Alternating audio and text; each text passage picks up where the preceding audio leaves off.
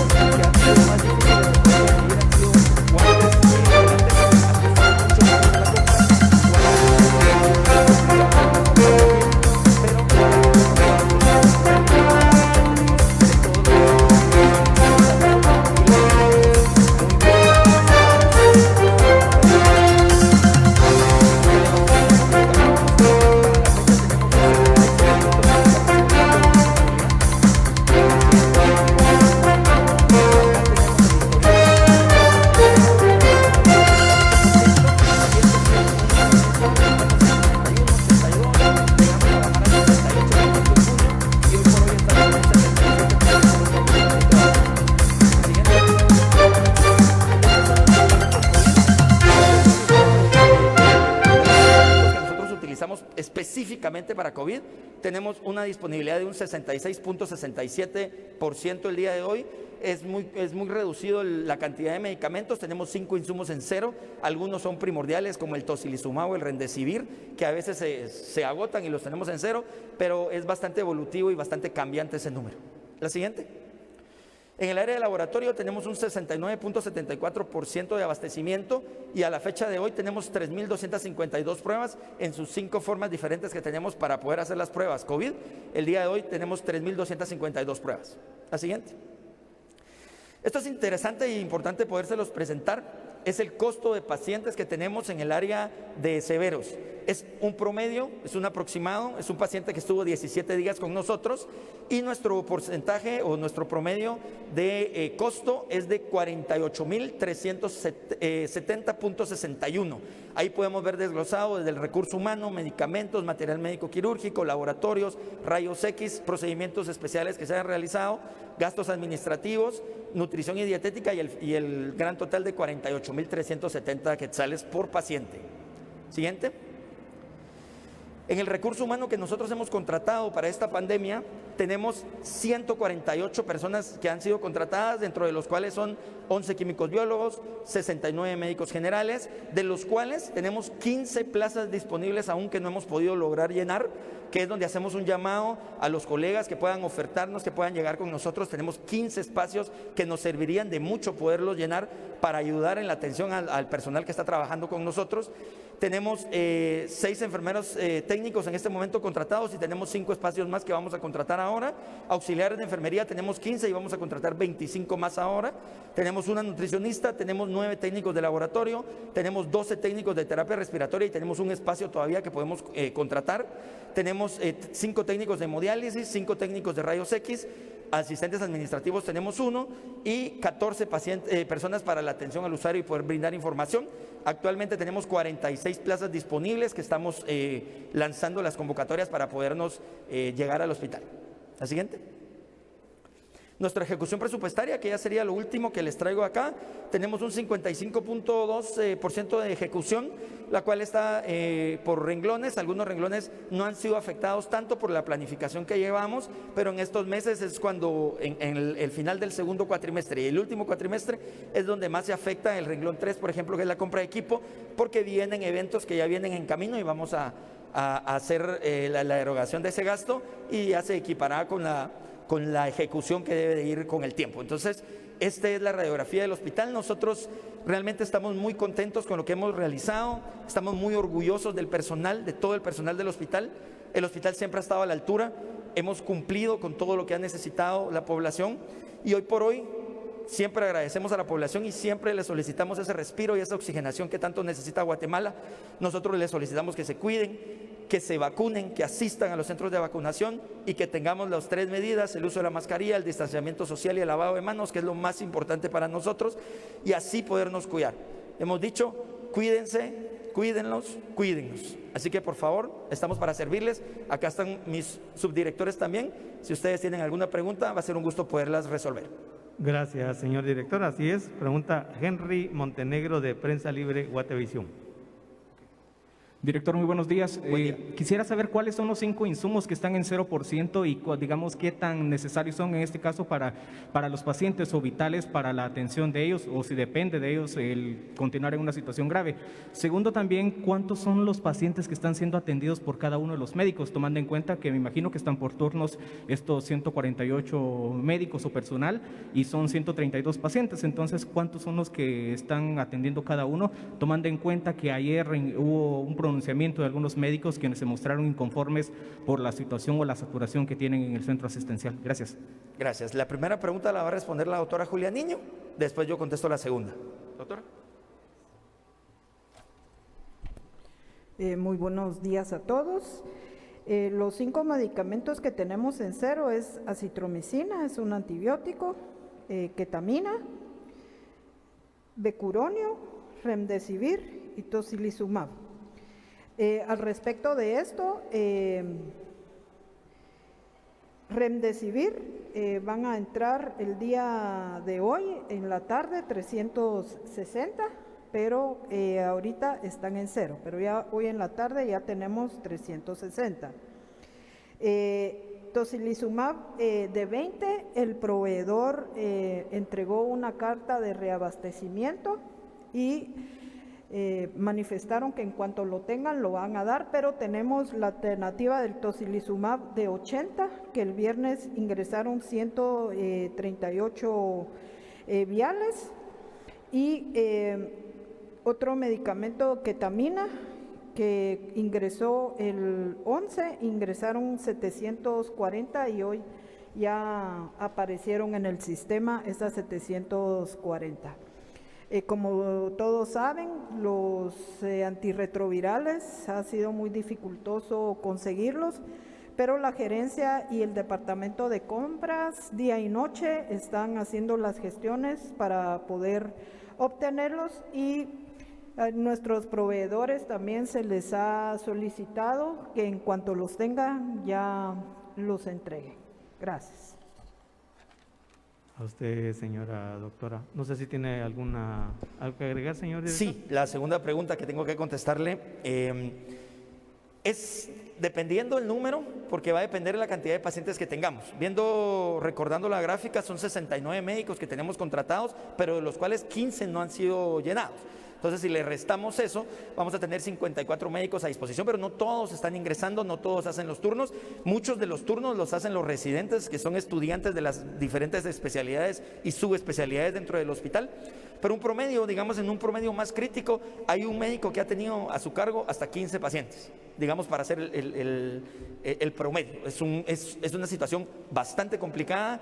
Es lo que se ha hablado del burnout, de lo que están quemados los médicos, que ha sido complicado para ellos, que hoy por eso solicitamos ese respiro a la población, para que la gente pueda tener un pequeño respiro, un poco de que puedan descansar un poco. Estamos tratando de contratarles esas 15 plazas, porque al contratar las 15 plazas vamos a poder hacer un rol de turno nuevo y que empiece a descansar la gente por turnos, para que puedan tener un mejor trato al paciente y dar un servicio integral de mejor manera. Hay una repregunta del periodista. Claro que sí. Por favor. Director, a corto plazo, ¿qué medida es la que se va a tomar? ¿Se va a ampliar, digamos, las áreas de encamamiento, de atención para pacientes con COVID? Y también, ¿cuándo ya podrían estar contratados estos médicos? Ok, la primera de la repregunta va a depender de la situación actual de la población y de los números que se estén presentando. Nosotros hemos dicho que es muy complicado para nosotros poder abrir más camas, pero vamos a estar en respuesta de la necesidad de la población, y no va a depender de nosotros la velocidad con que sea la contratación, sino que en lo que vengan los médicos. Hemos abierto esa convocatoria a a médicos con pensum cerrado y pendientes de fecha de graduación, para poder suplir esos espacios, y esperamos de que podamos tener esta semana pues la oferta de estos colegas, para poder a la brevedad, porque nosotros estamos listos para poderlos contratar. Gracias, señor director. Ahora pregunta Paulo Marroquín de tvq.tv. Director, un gusto saludarle.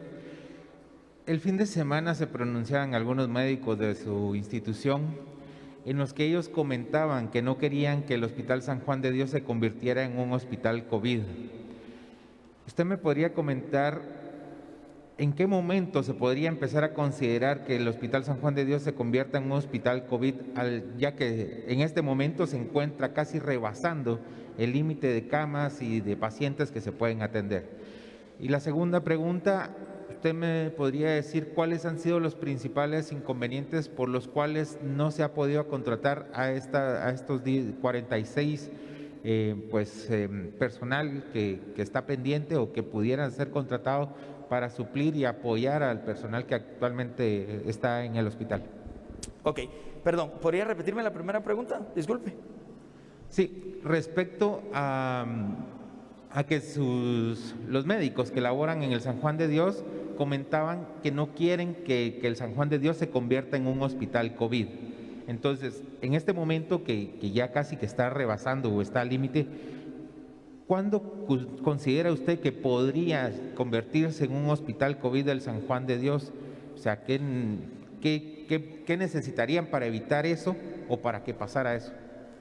Bueno, con ese respecto de la primera pregunta, Realmente el Hospital General San Juan de Dios es un hospital de referencia a nivel nacional. Nosotros tenemos todas las subespecialidades que a nivel nacional muchos de los hospitales no tienen, y nosotros pues vertimos ese apoyo a nivel nacional. Convertir el Hospital General San Juan de Dios en un hospital COVID sería un problema para la población, en el sentido de que no podríamos prestarle todo ese servicio de las subespecialidades. ¿De qué dependa? De los números, de la población, del comportamiento y de la situación que nosotros tenemos que resolver. Pero hemos hablado en consenso que creemos que hoy por hoy las 138 camas que hemos aumentado en las últimas 4 semanas, hemos aumentado 48 camas más. Creemos que es lo que podemos prestarle y brindarle a la población.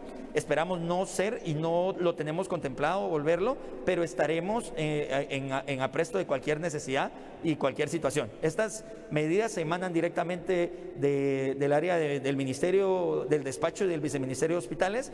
Nosotros hemos sido muy cuidadosos de cumplir ese tipo de situaciones y brindarle siempre a la población lo que necesita en su momento. Entonces, creemos que no es lo más conveniente volvernos un hospital COVID, debido al hecho de que dejaríamos de ver todas las subespecialidades. Nosotros en consulta externa pues tenemos hemato-oncología, por ejemplo, que vemos hasta 60 pacientes al día para ponerle su quimioterapia. Tenemos nefrología, hacemos hemodiálisis. Sería una situación muy complicada para la población. Entonces esperamos no llegar a esos puntos, y esta situación pues tratemos que no. Con respecto a los médicos, yo voy a dejar al doctor Marvin Arévalo para que él conteste la segunda pregunta y por qué ha sido la complicación de contratarlos, y si es necesario pues yo terminaré alguna situación de la pregunta. Muy buenos días a todos. Pues básicamente quiero contarles que el hospital tiene contratadas varias personas para el área únicamente de COVID, pero en general nosotros ahí tenemos un manejo multidisciplinario. Ahí se maneja con intensivistas, se maneja con infectólogos, epidemiólogos, y se hacen roles de turno de todos los estudiantes residentes de todas las especialidades, y con ellos es que hemos logrado paliar la situación. En este caso, estas plazas se han estado sacando a convocatoria, pero por alguna razón no hemos tenido respuesta de los médicos, ¿verdad? Entonces, esta es una oportunidad que nosotros tenemos para hacer el llamado a todos los médicos, ya sea internistas o intensivistas o inclusive médicos generales que quieran acercarse a nuestro hospital, que existen estas 15 plazas que están a disposición y que esperaríamos que se llenaran a corto plazo. Muy amable. Hay una repregunta, señor director. ¿Sí? Con respecto a esto último que mencionaban, entonces, ¿se podría decir que es falta de interés por parte de los médicos el poder aplicar a estas plazas? Y si nos pudiera también comentar qué resultados dio poder suspender o tomarse un tiempo las 48 horas en la emergencia del San Juan de Dios, por favor. Gracias, y gracias por la pregunta, porque me cae como anillo al dedo. Respondo primero, no vamos a cargar el interés a los colegas, es normal, la pandemia da miedo, es complicado ese punto. Segundo, a veces no hemos sido muy efectivos para poder cancelar los honorarios, y hay que reconocerlo. Entonces es un todo, ¿verdad? Es un todo, y la verdad es de que queremos invitarlos, y nuestro compromiso es que eso ya no va a suceder. Vamos a solventar la situación de los honorarios a la brevedad posible con todas las nuevas contrataciones para que esto no vuelva a pasar. Entonces, es exposición de toda la situación como estamos ahora. Y la verdad, gracias por la pregunta. Tomar una decisión de solicitar una disminución en nuestra emergencia de 48 horas no fue sencillo, pero sí tuvimos que hacerlo rápido. Fue una decisión que tomamos rápido, medimos las consecuencias. Gracias a Dios hicimos pues un monitoreo de todos los hospitales, y el único hospital que realmente fue damnificado por nuestra decisión fue el Parque de la Industria. Por eso fueron las imágenes donde los pacientes no tenían más una silla a donde estar, porque fueron ese rebalse que nosotros no pudimos atender en esos 2 días. De ahí en adelante no fueron muy impactados los hospitales, y para nuestro hospital fue algo muy bueno. Pudimos reagruparnos, los brotes pudimos controlarlos, pudimos readecuar a la población, pudimos cargar un poco baterías. Nuestra emergencia sucedió algo que nunca había pasado y creo que nunca va a volver a pasar en el Hospital General San Juan de Dios, que en una noche de turno solo tuvimos 3 ingresos en el área de medicina interna. Esto nos dio ese respiro, nos dio la posibilidad de poder seguir trabajando, pero sí les quiero decir que abrimos la emergencia a las 4 de la tarde y de 4 a 6 se llenó nuevamente el hospital, se llenaron las áreas COVID, en 2 horas hubo 16 ingresos de áreas COVID y entonces volvimos a la normalidad. Nos dio tiempo de poder remozar el área de emergencia no COVID, pudimos resanar paredes, pudimos pintar, pudimos mejorar el aspecto para que la gente se sienta más cómoda y realmente pudimos evidenciar que fue la mejor decisión que pudimos tomar y al final estamos muy contentos de lo que sucedió y muy agradecida con la población que hayan tenido esa respuesta y ese llamado de darnos ese respiro. La verdad que fue excelente y tuvimos los resultados que queríamos. Gracias, señor director. Pregunta Marcos Cahuex de Canal Antigua. Director, muy buenos días. Tras la solicitud que ustedes hicieron por las 48 horas, ¿cómo van a reforzar los protocolos para que no haya un nuevo brote de COVID en ese hospital? Y otra de las preguntas a criterio del Hospital General San Juan de Dios y del director, ¿cree que es factible el toque de queda a las 10 de la noche? Para que nos pudiera comentar, derivado a que esto, pues, según las autoridades, esto pues, detendría los accidentes y además los contagios. Gracias. Las medidas, nosotros somos muy estrictos con las medidas de bioseguridad. Nosotros a todos los pacientes que ingresan les hacemos una prueba PCR y únicamente ingresan a nuestro hospital las pruebas negativas, pero siempre van a suceder brotes, ¿verdad? Lo que sucedió es que fueron muchos brotes en un solo momento y fue lo que nos llevó a esta situación tan complicada. Disminuimos, cerramos básicamente lo que son las visitas de los familiares de los pacientes. Hemos estado siendo más activos en brindar la información hacia afuera de la población. Eso porque creemos que también una de las hipótesis es que las personas que llegaban a visita pudieron haber llevado el virus y hacer el brote. Entonces hemos mermado al máximo las visitas y eso es parte de lo que queremos reforzar para esta situación. Y nosotros dentro de nuestros protocolos de distanciamiento social, nuestro lavado de manos, nuestro uso de la mascarilla, lo estamos, como siempre lo hemos hecho y lo redoblamos también para la población. Cabe mencionar en este momento que el día de hoy son reportados 22 personal de enfermería positivo y 5 personal de área de médicos en general positivos también para el día de hoy. Entonces, esta ola también golpea al personal de salud igual. Y con respecto a la segunda pregunta que me realizaba, pediría que me la repita, por favor. Sí, señor director. Sí, a criterio de usted cree que es funcional lo del toque de queda a partir de las 10 de la noche. Y aparte, aunado a esta pregunta, usted indicaba que hay personal ya contagiado. ¿Este personal ya recibieron la segunda dosis de COVID-19? Sí, todo el personal que ha salido contaminado. Nosotros a la mayoría de personal ya hace más de 2 meses y medio a 3 que los hemos terminado de vacunar. Todos están en su casa y todos los que han salido positivos la han pasado muy bien, no hemos tenido ningún paciente grave, así que eso no hay ningún problema. Su segunda pregunta no me compete a mí responderla, son disposiciones que nosotros coloquemos. Nosotros nos centramos únicamente al hospital y vertimos lo que podemos ver. Lo que sí comparto con usted y lo que expresé yo de forma personal es que eso nos va a limitar la capacidad de accidentes, de que haya gente tomando a deshoras y que eso nos llene nuestra emergencia no COVID y si fuera necesario en un momento determinado poder disminuir esa cantidad, si fuera necesario abrir más camas para área COVID. Es lo único que puedo vertirle a ese respecto. Gracias, señor director. La última pregunta la efectúa Michelle del CID de Radio TGW. Buenos días a todos. Director, si nos puede comentar acerca de qué acciones se ha propuesto para que el proceso de compra de insumos y medicamentos sea más ágil. Gracias. Gracias. La verdad es que es una excelente pregunta. El proceso de compras es un proceso bastante engorroso. La ley de contrataciones debería de ser una ley diferente para el área de salud. Nosotros no estamos viendo carreteras, no estamos haciendo procesos, sino que son procesos mucho más ágiles. Hemos solicitado en la Comisión de Salud del Congreso que se evalúe una adenda a la ley de contrataciones donde podamos hacerla más ágil.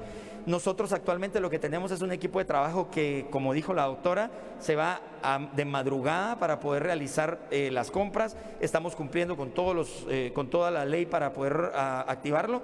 Estamos en espera de que se ratifique el estado de calamidad para poder empezar. Ya tenemos los lineamientos para la adquisición Eso para nosotros sería un aliciente y un respiro increíble, podernos abastecer de una forma mucho más ágil.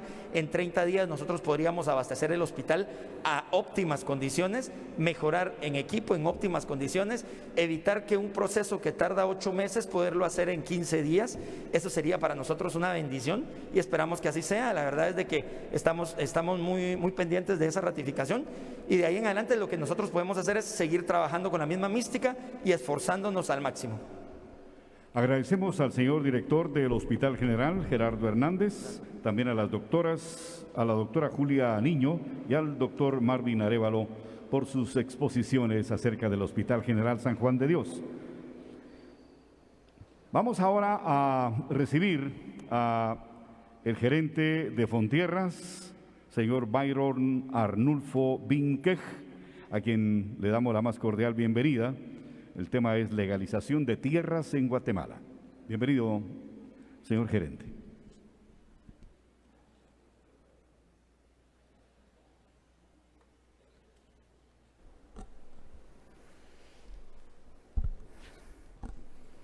Kalendak señor Jelal, tut khau, el kata kayu, ang kat yosere khau el kohiu kat yosere hore, kakamalbe. Doctor Alejandro Yamatei,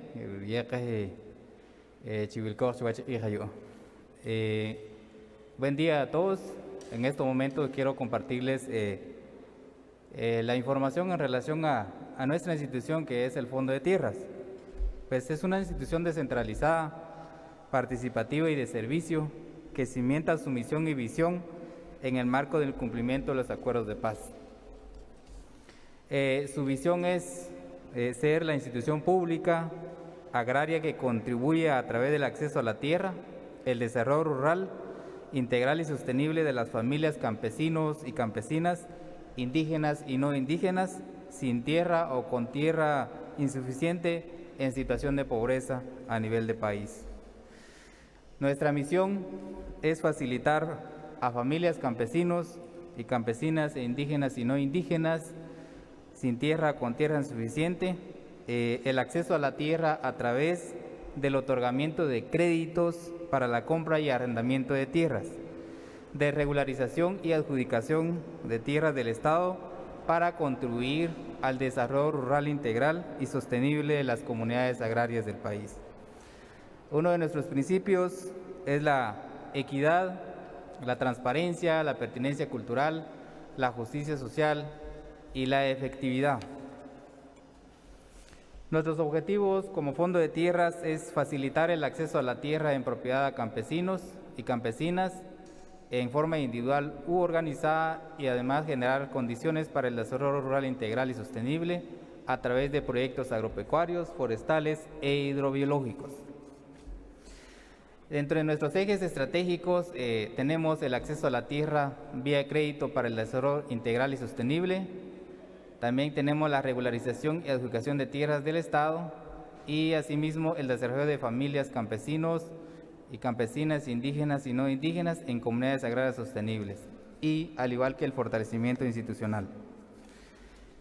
Por el otro lado, bueno, dentro de nuestro programa de acceso a la tierra vía regularización y adjudicación de tierras del Estado, nuestro objetivo principal es facilitar el acceso a la tierra por la vía subsidiaria a campesinos sin tierra o con tierra insuficiente, en situación de pobreza, ya sea en forma individual o grupos organizados, privilegiados el bienestar de la familia en el contexto del desarrollo de las comunidades agrarias sostenibles. Asimismo, en esta parte, pues son los beneficiarios del INTA y el FIDEP que culminen el proceso de regularización y dispongan en propiedad de las tierras adjudicadas en el Estado. Lo otro es que el Fondo de Tierras recupera administrativamente las tierras del Estado como producto de proceso de regularización para el cumplimiento de sus fines de acceso a la tierra. Además de ello, facilitar el acceso a la tierra en propiedad en forma individual u organizada a solicitantes de tierra del Estado que cumplan con los requisitos establecidos en la Ley del Fondo de Tierras emitido en 1999. Nuestros resultados en el programa de acceso a la tierra y vía regularización y adjudicación de tierra del Estado de este año, de enero a julio del 2021, tenemos aproximadamente 828 familias campesinas con resoluciones de regularización y adjudicación de tierras del Estado. De esto está desglosado, de acuerdo a lo que tenemos en la presentación, 64 familias campesinos con resolución jurídica de regularización de tierras del Estado. De ellos, 160 son familias campesinos con resoluciones jurídicas de tutela y 604 familias campesinos con resoluciones jurídicas de adjudicación de tierras del Estado, haciendo un total de 5.820.45 hectáreas, lo que se ha trabajado de enero a julio de este año. Tenemos una proyección de aproximadamente 2.500 escrituras a entregar todo el año 2021. En la comunidad de Montellano, ubicado en Yepocapa, San Marcos, la semana pasada entregamos 530 escrituras que hace más de 3 décadas habían venido haciendo gestión para obtener su certeza jurídica. Hoy en día estos hermanos tienen ya su certeza jurídica para estar ya y poder dejarle la herencia a sus hijos, que es lo que se les ha manifestado. Eso sería de manera general la información que estamos compartiendo con ustedes. Si existiera alguna pregunta en relación al tema, pues estamos a sus órdenes. Así es, señor gerente, muchas gracias. Pregunta Paulo Marroquín de tvq.tv. Gracias, muy buenos días, señor gerente. Dentro de estas posibilidades que tienen los campesinos para el acceso a tierras, ¿se incluye también a aquellas personas que se encuentran en área de desalojos, o está dirigido, o qué programas hay para estas personas que se encuentran en áreas o en tierras que son desalojadas y que no tienen a dónde irse a vivir prácticamente? Muchas gracias. La mayoría de personas que no tengan tierra o con tierra insuficiente o las condiciones que se estaban manifestando, efectivamente se organizan estas personas de manera legalizada y se presenta la solicitud ante el Fondo de Tierras para poder iniciar un proceso de acceso a la tierra. Gracias, señor gerente. Hay una repregunta del periodista Paulo Marroquín. En este sentido, ¿cuáles serían los requisitos o lo que deberían de tener estas personas para poder acceder a estos créditos o a estas tierras? Uno de los requisitos principales pues, es ser guatemalteco, no tener tierra y tener menos de los 4 salarios mínimos, que según lo que está establecido en la ley del Fondo de Tierras, principalmente. De ahí también estar organizado. Gracias, señor gerente. Pregunta Michelle del CID de Radio TGW. Buenos días. Si nos puede comentar acerca del primer desembolso que se le ha hecho a la Asociación de Desarrollo Campesina Huachpom. Muchas gracias.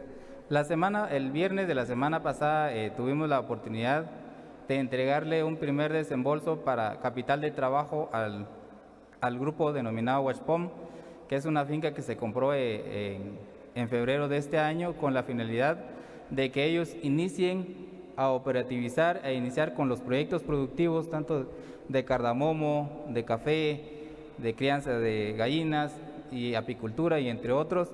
Se inició con la entrega de un poquito más de 2 millones de quetzales.